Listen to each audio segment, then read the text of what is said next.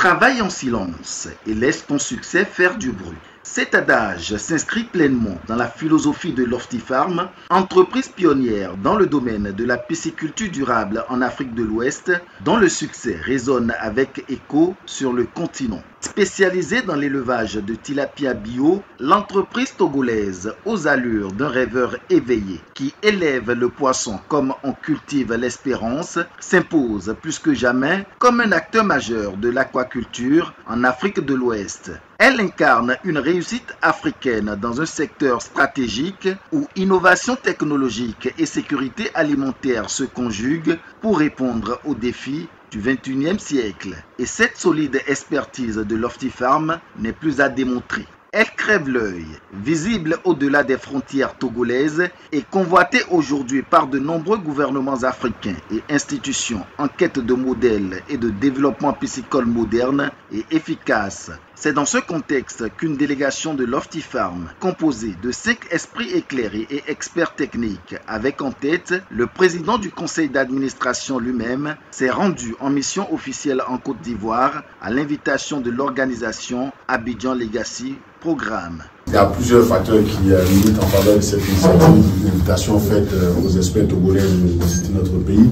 Le premier constat, c'est que la Côte d'Ivoire a importé en 2024 800 000 tonnes de poissons pour à peu près 1 milliard de dollars, donc 500 et quelques milliards de francs CFA. Donc naturellement, en tant qu'État, gouvernement responsable, nous devions agir rapidement sur cette situation de déséquilibre économique par rapport à notre balance de paiement, par rapport à l'inflation, par rapport au prix du poisson sur les marchés et effectivement à la vie chère. Et tourner cette situation un peu incongrue de crise de renom en opportunité pour notre pays, pour créer des emplois au niveau des jeunes, pour créer des emplois au niveau des femmes et surtout aussi pour créer de la richesse ici en Côte d'Ivoire. Comme des poètes sur une page blanche, les experts de l'entreprise togolaise Lofty-Farm foulent donc le sol ivoirien samedi 15 juin 2025. Objectif, étudier la faisabilité de projets d'aquaculture dans les grands sites hydrauliques du pays dans une optique de développement économique et écologique. Après une réunion de cadrage avec les représentants des différentes parties prenantes du projet, en présence du coordonnateur d'Abidjan Legacy Programme, les experts de Lofty-Farm débutent leur périple par la visite du barrage d'Ayamé 1. Site prometteur où l'équipe technique de Lofty-Farm a relevé les conditions hydrologiques optimales pour l'implantation de cages flottantes, la température et la qualité de l'eau. Même exercice sur le barrage de Kossou, une vaste étendue d'eau au cœur du pays.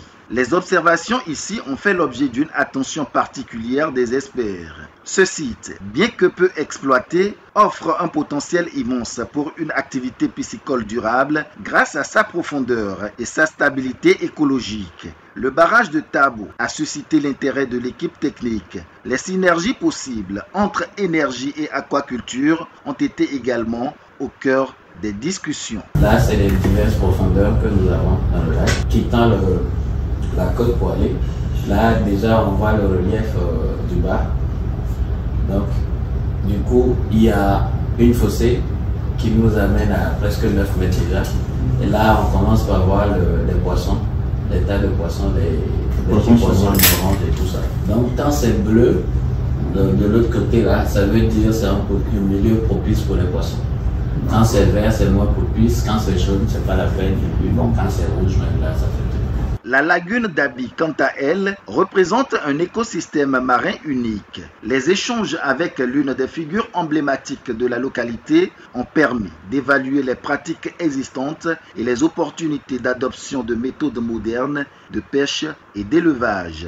En somme, les résultats préliminaires de l'exploration des 3 barrages s'annoncent encourageants selon les experts. En parallèle, des rencontres institutionnelles et stratégiques ont eu lieu à Abidjan avec des acteurs clés du secteur, notamment Côte d'Ivoire Énergie, le directeur général du port autonome d'Abidjan, ainsi que la Confédération générale des entreprises de Côte d'Ivoire. Ces échanges ont permis d'aborder les conditions préalables à un développement durable de la pisciculture dans les barrages, les éventuelles réformes réglementaires à entreprendre, ainsi que les investissements nécessaires pour la mise en œuvre de projets aquacoles à grande échelle. Selon le président du conseil d'administration de Lofty-Farm, les retombées de la mission sont prometteuses, favorables à un développement durable et surtout vont créer d'importants emplois locaux. C'est une confédération des acteurs. Et puis il y a beaucoup d'activités à faire, les agriculteurs qui voudront leur compte, les pisciculteurs, les marailleurs et tous ceux qui entourent cette profession, surtout la jeunesse.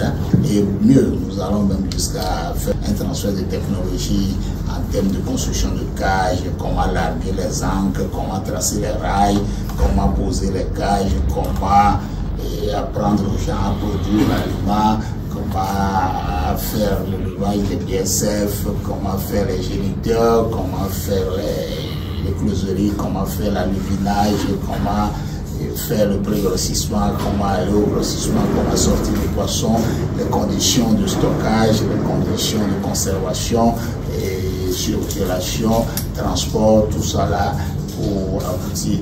En gros, nous venons expandre Lofty-Farm en Côte d'Ivoire et ça va faire du bien. La délégation, au terme des assises, a formulé un ensemble de recommandations techniques et économiques visant à adapter le modèle de Lofty-Farm aux spécificités environnementales, économiques et sociales de la Côte d'Ivoire. Avec ce projet, Abidjan Legacy Programme entend poser les bases d'un partenariat fructueux entre le savoir-faire de Lofty-Farm et les ambitions de la Côte d'Ivoire en matière de souveraineté alimentaire. Si les discussions aboutissent, Lofty-Farm pourrait bien redéfinir le paysage piscicole de la Côte d'Ivoire en y implantant son modèle séduisant et éprouvé, faisant du pays un nouveau pôle d'excellence aquacole. À l'issue de leur mission et avant de regagner le Togo, les membres de l'unité de coordination d'Abidjan Legacy Programme ont tenu à honorer le président du conseil d'administration de Lofty-Farm en lui offrant un présent. Ce geste symbolique marque le passage de la délégation togolaise en terre ivoirienne et scelle l'amitié désormais établie entre les deux institutions, témoignant ainsi de la haute considération